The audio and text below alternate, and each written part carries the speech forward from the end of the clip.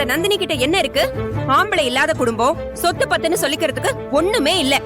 நாளைக்கு கல்யாணம்னு வச்சாலே மிஞ்சி போனா அவங்களால என்ன செஞ்சிட முடியும்? மொத்த கல்யாண செலவையே நாம தான் செய்யற மாதிரி இருக்கும். அப்படிப்பட்ட குடும்பத்துல இருந்து என் பிள்ளைக்கு பொண்ணு எடுத்தா நாளைக்கு அவன் செய்ய போற தொழில பணம் தேவைப்பட்டா அவன் யார்கிட்ட போய் நிப்பான்?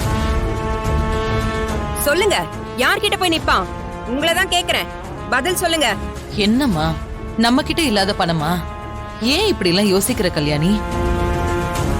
என்ன பிரச்சனை? அருளுக்கு நந்தினிய யார கேட்டு முடிவு பண்ணீங்கன்னு கேக்குறா. மா, நீ உள்ள போ. ஏய், நீ தேவையில்லாம பிரச்சனை பண்ணிட்டு இருக்காத, சொல்லிட்டேன். ஆமா, நான் தான் பிரச்சனை பண்றேன். பிரச்சனை பண்றதுக்காக தான் இந்த வீட்டுக்கு வாக்கப்பட்டு வந்தேன்.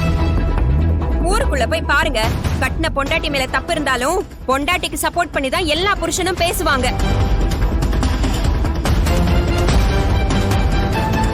இங்க நான் நியாயத்தையே சொன்னாலும் ஏன் பொண்டாட்டி மேலதான் தப்பு இருக்குன்னு சொல்ற ஒரே புருஷன் நீங்க தான்.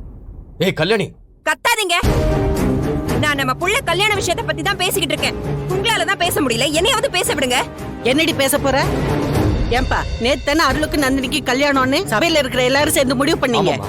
இன்னைக்கு உன் பொண்டாட்டி என்ன பண்ணிருக்கா தெரியுமா? அருளுக்கு வேற பொண்ண பாப்பேன்னு தரகரை கூட்டிட்டு வந்து போட்டோ எல்லாம் வச்சு பாத்துட்டு இருக்கா. இது நியாயமான நீயே சொல்லு.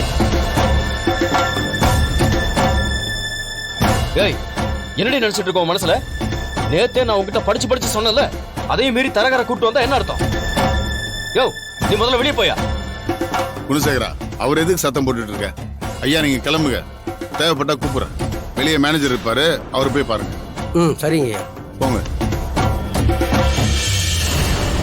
சீமந்தம் நடத்தின வீட்டுல உறவுக்காரங்க அத்தனை பேர் முன்னாடியும் அருளுக்கும் நந்தினிக்கும் தான் கல்யாணம்னு சபையில பேசி முடிச்சாங்கல்ல. தரகரை வர வச்சு அருளுக்கு பொண்ணு பாக்குறேன்னு சொன்னா வெளியே தெரிஞ்சா யாருக்கிட்டே அசிங்கம்? என் பிள்ளைங்களுக்கு தானே அசிங்கம். ஊர்ல அப்புறம் என்ன பேசுவாங்க?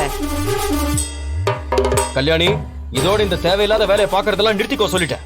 ஆமா, நான் தான் இந்த வீட்டுல தேவையில்லாத வேலையெல்லாம் பாத்துட்டு இருக்கேன். இந்த வீட்டுல நடக்கிற மத்த அநியாயம் எல்லாம் உங்க கண்ணுக்கு தெரியவே தெரியாது. எப்ப பார்த்தாலும் என்ன மட்டும் அடக்கிக்கிட்டே இருங்க.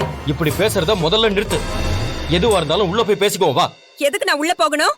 உள்ள கூட்டிட்டு போய் எதையாவது ஒண்ணு சொல்லி என் வாயை அடைச்சிடலான்னு பாக்குறீங்களா? முடியாது.